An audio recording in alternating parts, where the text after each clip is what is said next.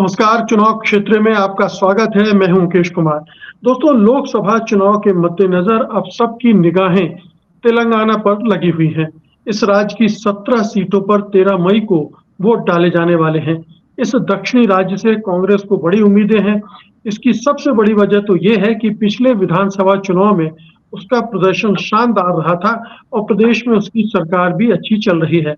उसे एक और लाभ इस बात का मिल रहा है कि उसकी मुख्य प्रतिद्वंदी बीआरएस पूरी तरह से बिखर गई है और ठीक से चुनौती भी नहीं दे पा रही है।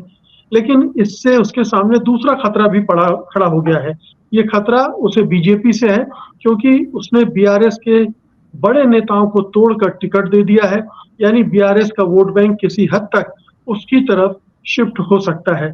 हालांकि दल बदलुओं को टिकट बांटने से पार्टी के अंदर बड़े पैमाने पर असंतोष भी पैदा हो गया है। उन कार्यकर्ताओं और नेताओं में गहरी नाराजगी है, जिन्होंने राज्य में पार्टी को खड़ा करने में खून पसीना लगाया था। ये नाराजगी बीजेपी को भारी भी पड़ सकती है। बीआरएस की कमजोर बीआरएस कमजोर होने के बावजूद अधिकांश सीटों पर तिकोनी लड़ाई होगी और इसका फायदा कांग्रेस को भी मिल सकता है और कहीं-कहीं बीजेपी को भी। हालांकि कांग्रेस के मुकाबले उसके पास 1/3 वोट है, यानी बीजेपी के पास, और अब ना मोदी का जादू चल रहा है और ना ही हिंदू मुसलमान का हथकंडा काम कर रहा है। लेकिन सवाल ये उठता है कि क्या कांग्रेस दहाई का आंकड़ा पार कर पाएगी? क्या वो 17 में से 10-12 सीटें जीत पाएगी? दक्षिणी राज्यों पर गहरी नजर रखने वाले वरिष्ठ पत्रकार सुधीर सक्सेना हमारे साथ हैं, तो आइए उनसे बात करते हैं। लेकिन बातचीत शुरू करने से पहले मैं तो अपने दर्शकों को एक थोड़ी-सी जानकारी ग्राफिक्स के ज़रिए दे देता हूँ कि 2014 के लोकसभा चुनाव में जो कुल 17 सीटें हैं, उनमें से 11 बीआरएस ने जीती थी, कांग्रेस को 2 सीटें मिली थी और बीजेपी को 1। टीडीपी ने भी उस समय चुनाव लड़ा था, उसको 1, एआईएमआईएम ओवैसी की पार्टी को 1 और वाईएसआरसीपी को भी 1 सीट मिली थी। लेकिन जब 2019 में चुनाव हुआ, तो बीआरएस 11 से 9 सीटों पर आ गई, कांग्रेस 2 से 3 सीटों पर पहुंची, 1 की बढ़ोतरी हुई, बीजेपी 1 से 4 सीटों पर पहुंच गई, उसने 3 सीटों को गेन किया और एआईएमएम जो है वो 1 ही सीट पर बनी रही। तो ये पिछले 2 चुनाव के आंकड़े हैं और अब सुधीर जी से सवाल। सुधीर जी, इस बार क्या लग रहा है? क्या गणित बन रहा है इस चुनाव का? बीजेपी और कांग्रेस दोनों बड़ी उम्मीदों से इस चुनाव को देख रहे हैं। बीजेपी को उम्मीद है कि उत्तर भारत में जो नुकसान होगा वो कहीं-कहीं से पूरा होगा, उसमें से कुछ यहाँ से भी आ जाएगा, और कांग्रेस को लग रहा है कि इस बार सीटें बढ़ने की गुंजाइश अगर कुछ राज्यों में है तो उनमें से एक तेलंगाना है। जी। देखिए मुकेश जी, कांग्रेस को उत्तर भारत के राज्यों व अन्यत्र जो क्षति होगी उसकी भरपाई करने के लिहाज से तेलंगाना और कर्नाटक और केरल, 3 राज्य कांग्रेस के लिए बहुत मायने रखते हैं। केरल में, कर्नाटक में और तेलंगाना में तीनों स्थानों पर, तीनों सूबों में जो स्थितियां हैं वो कहीं न कहीं कांग्रेस के पक्ष में दिखती हैं। इनमें हम अगर तेलंगाना की बात करें तो तेलंगाना इस देश का नवजात तो नहीं लेकिन लगभग 10 वर्ष पुराना राज्य है, जो 2 जून 2014 को अस्तित्व में आया था। पिछले दोनों चुनाव में यहाँ कांग्रेस की स्थिति जिसे कहना चाहिए दयनीय रही है। एक वक्त अविभक्त मध्य वो आंध्र प्रदेश को कांग्रेस का गढ़ माना जाता था और अनेक नेताओं ने अपने गर्दिश के दौर में आंध्र या कर्नाटक में जाकर शरण ली थी, आपको ये प्रसंग याद होंगे। आज की तारीख में 2023 के विधानसभा चुनाव आने वाले वक्त की नब्ज को पकड़ने और संभावनाओं को बूझने के लिहाज से बहुत मायने रखते हैं। जातिगत और धर्मगत दोनों आधारों पर यहाँ के जो समीकरण हैं वो आज की तारीख में कहीं ना कहीं कांग्रेस के पक्ष में संकेत करते नजर आते हैं। लगभग 3.5 करोड़ की आबादी में 1.76 करोड़ यहाँ पर पुरुष मतदाता हैं और उससे करीब करीब 8-9 हजार लाख कम मतदाता महिलाओं के हैं। और हिंदू मतदाताओं की संख्या तेलंगाना में 72% के आसपास है, मुस्लिम 24.8%, ईसाई 2.27% और सिख जैन लगभग 25-25 हजार की आबादी की वहां पर है और बौद्ध लगभग 10-1 हजार है। यहाँ अगर हम ओबीसी की बात करें तो ये ओबीसी बहुल राज्य इसको हम मान सकते हैं। यहाँ ब्राह्मणों की आबादी सिर्फ 3% है टोटल आबादी का, और ओबीसी लगभग 48% है, दलित 17% और अनुसूचित जनजाति 11% और सामान्य 23% के हिसाब से जातीय संरचना यहाँ की उल्लेखनीय है। तो हम अगर पिछड़ी जातियों की बात करें तो उसमें कापू 15% और माडिगा 9% है, तथा बंजारा, यादव, कुर्मी, कलाल, धोबी, नाई, कुम्हार ये 1 से 5% के बीच में है। अब हम आए समकालीन परिदृश्य पे। समकालीन परिदृश्य की बात करें तो इस बार कांग्रेस न सिर्फ मुख्य मुकाबले में है, बल्कि उम्मीद यह जताई जा रही है कि जातीय समीकरण के आधार पर तथा रेवंत रेड्डी के नेतृत्व के कारण और बीआरएस यानी भारत राष्ट्र समिति के जनाधार का जिस तरह से बिखराव हुआ है, ह्रास हुआ है या वो बटा है, उसके आधार पर कांग्रेस पार्टी यहाँ की 17 में से अधिकतम सीटों पर विजयश्री प्राप्त कर सकती है। मुकेश सुधीर जी, मैं यहाँ पर कुछ आंकड़े शेयर करना चाहता हूँ अपने दर्शकों के साथ पिछले 2 विधानसभा चुनाव के। पहला 2018 में जो विधानसभा चुनाव हुए थे, यहाँ तेलंगाना में 119 सीटें हैं। बीआरएस ने 88 सीटें जीती थी 119 में से, और उसे 46.87% वोट मिले थे। कांग्रेस ने केवल 19 सीटें जीती थी, उसे 28.43% वोट मिले थे, और एआईएमआईएम ने 7 सीटें जीती थी, उसे 2.71% वोट मिले थे। लेकिन अगर अब 2023 में जाएंगे तो देखिए किस तरह से मामला उलटता है। बीआरएस 88 से गिर के 39 सीटों पर आती है, उसका वोटिंग परसेंटेज 46.87% से गिरकर 37.35% पहुंच जाता है। कांग्रेस 19 सीटों से 64 सीट पहुंच जाती है, और उसके वोट परसेंट भी लगभग 11% की छलांग लगती है, 28.43% से 39.40% पहुंच जाता है। यहाँ पर एक और दिलचस्प चीज होती है कि एआईएमआईएम आउट हो जाती है एक तरह से, और बीजेपी पहली बार 8 सीटें जीत लेती है, और उसका वोट परसेंट भी 13.90% हो जाता है, जो कि लोकसभा चुनाव में 2019 में 2.5% के आसपास था। तो एक बड़ा जंप बीजेपी के भी वोटों में होता है। जी देखिए मुकेश जी, आपने जो आंकड़े बताए उससे हम तेलंगाना के मिजाज का एहसास कर सकते हैं। लेकिन सन 2014 के लोकसभा चुनाव की बात करें तो 17 में से भारत राष्ट्र समिति ने 11 सीटें, कांग्रेस ने 2 और भारतीय जनता पार्टी ने सिर्फ 1 सीट जीती थी। अगले चुनाव में यानी 2019 में कांग्रेस ने 2 की जगह 3 सीटें जीती, बीआरएस की सीटें 2 कम हुई और बीजेपी की सीटें बढ़कर 4 हो गई थी, जैसा कि आपने बताया है। 4 सीटें ऐसी हैं जो बीजेपी के लिए बहुत मायने रखती हैं, जहां पर उसने सन 2019 के चुनाव में सफलता प्राप्त की थी। इसमें 2014 में तो इस बार क्या सिचुएशन है इन वही 4 मैं सीटों पर? जी वही वही मैं आ रहा हूँ। तो 2014 में सिकंदराबाद में बंडारू दत्तात्रेय विजयी हुए थे। 2014 में 1 सीट जब बीजेपी को मिली थी, अब वो राज्यपाल हैं, आपको याद होगा। और 2019 में आदिलाबाद, करीमनगर, सिकंदराबाद और निजामाबाद, ये 4 सीटें ऐसी जहां भारतीय जनता पार्टी जीती थी। और इस बार इन चारों सीटों पर भारतीय जनता पार्टी की प्रतिष्ठा दांव पर है, क्योंकि निजामाबाद में धर्मपुरी अरविंद ने के कविता को चुनाव में परास्त किया था, जो एक बहुत अप्रत्याशित घटना थी उस वक्त के चुनाव के मान से।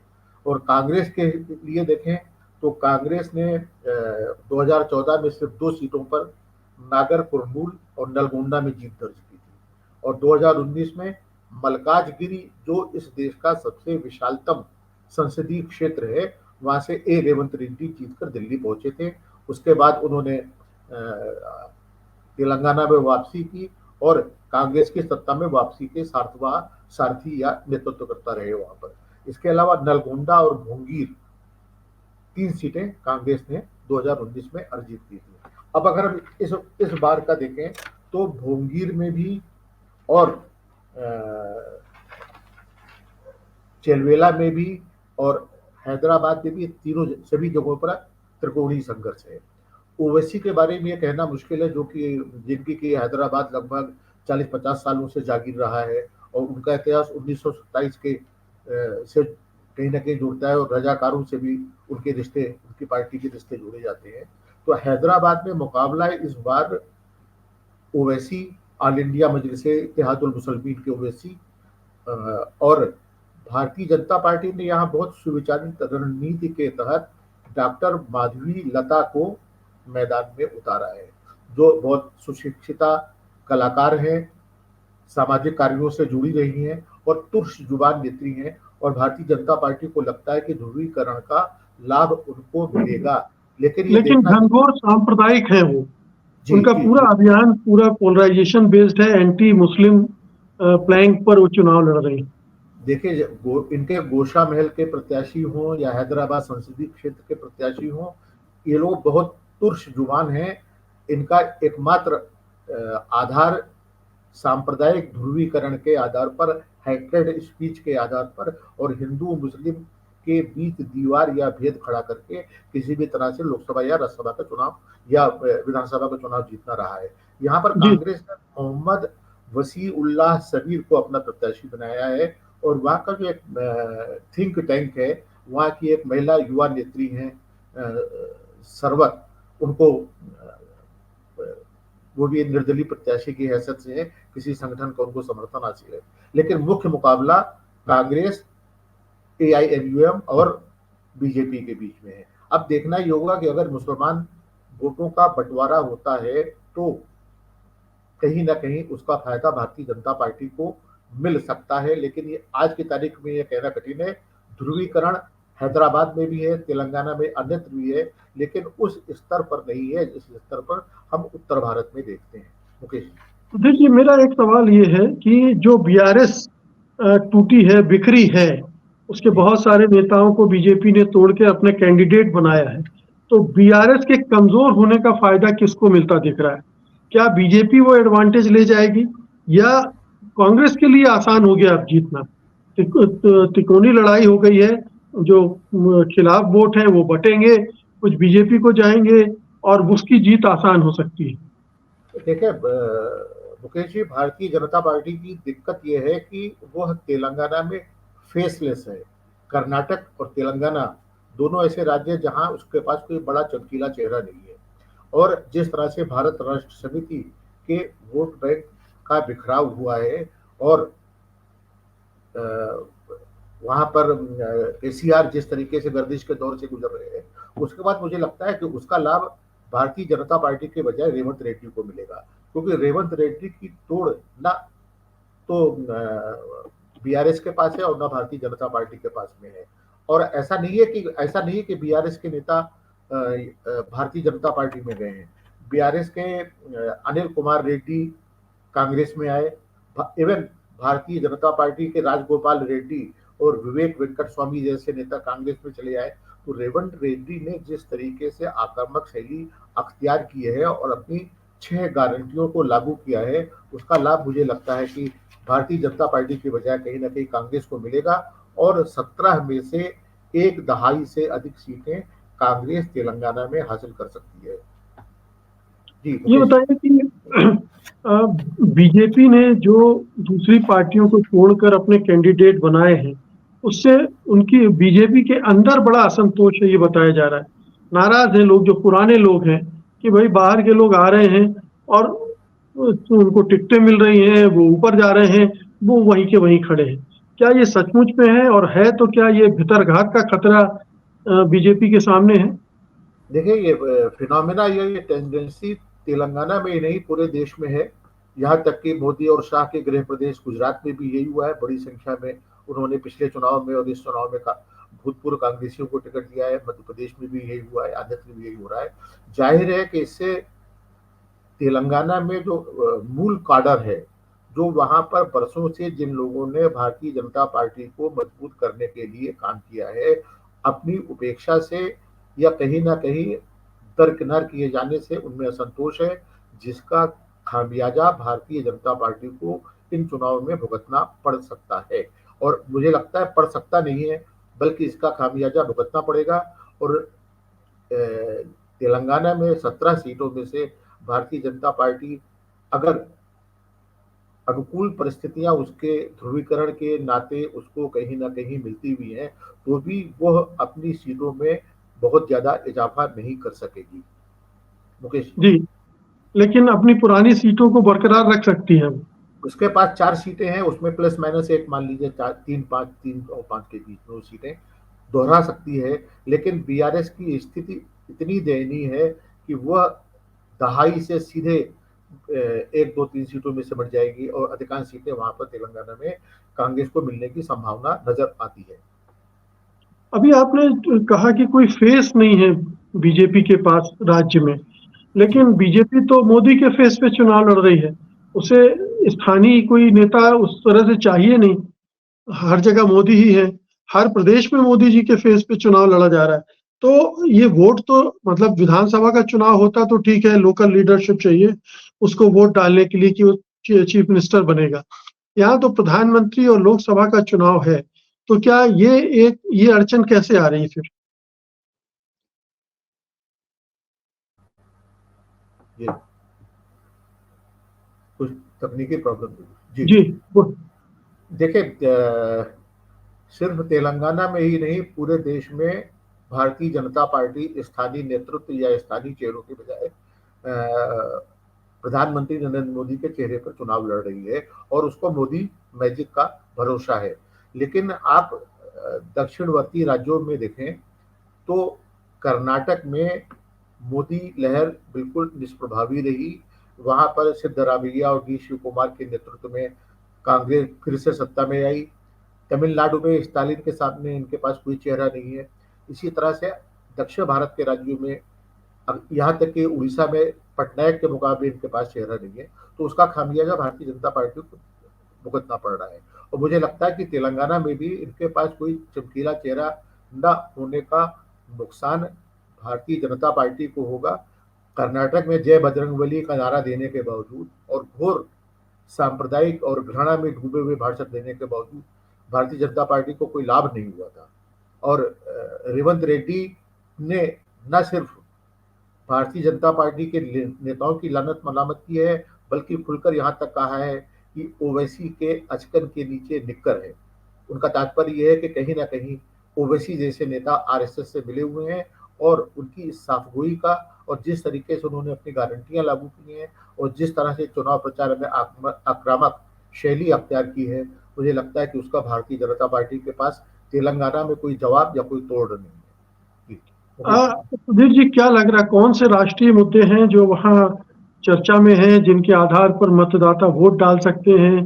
क्या न्याय पत्र है, या प्रधानमंत्री मोदी जो हिंदू मुस्लिम पोलराइजेशन का खेल खेल रहे हैं पिछले 15-20 दिन से वो है, या फिर संविधान बचाने का मुद्दा इतना हावी हो गया खासतौर से दलितों में, पिछड़ों में, आदिवासियों में, वो वहाँ काम कर रहा है?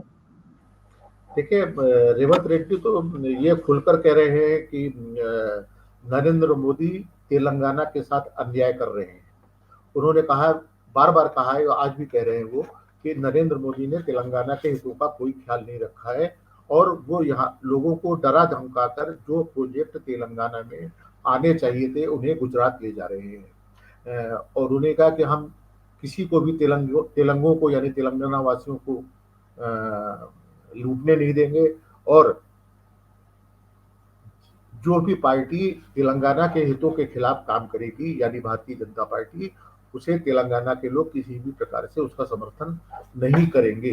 तो ये जो सारी चीजें हैं, मुद्दे भारतीय जनता पार्टी के लिए वही है, मोदी मैजिक, हिंदू मुसलमान तुष्टीकरण, ध्रुवीकरण, हेटेड स्पीच, यही मुद्दे हैं। लेकिन रेवंत रेड्डी के नेतृत्व में कांग्रेस ने 6 गारंटियां जो महिलाओं के लिए, युवकों के लिए, किसानों के लिए, कामगारों के लिए, स्वतंत्रता संग्राम सेनानियों और वरिष्ठ नागरिकों के लिए हैं, उन्हें जिस तरह से लागू किया है उसका असर सुदूर अंचलों में भी देखा जा सकता है।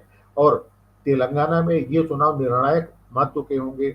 और जैसा कि रेवंत रेड्डी कहते हैं कि आने वाले समय में भारत की राजनीति में दक्षिण का प्रभुत्व बढ़ेगा, क्योंकि भारतीय जनता पार्टी एक तरह से उत्तर भारत और नेतृत्व के स्तर पर गुजरातियों के हाथ में है।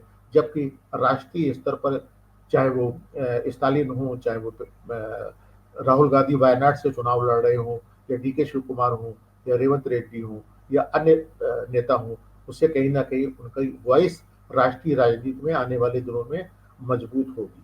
मुकेश जी, ये जो सर्वे आए हैं उन पर आप कितना यकीन करते हैं? जिस जिस जिस तरह से बीजेपी का उभार भी कुछ सर्वे ने बताया है, उसको किस तरह से देखते हैं आप? देखिए, सर्वे पे आंख मूंद कर भरोसा तो नहीं किया जा सकता है।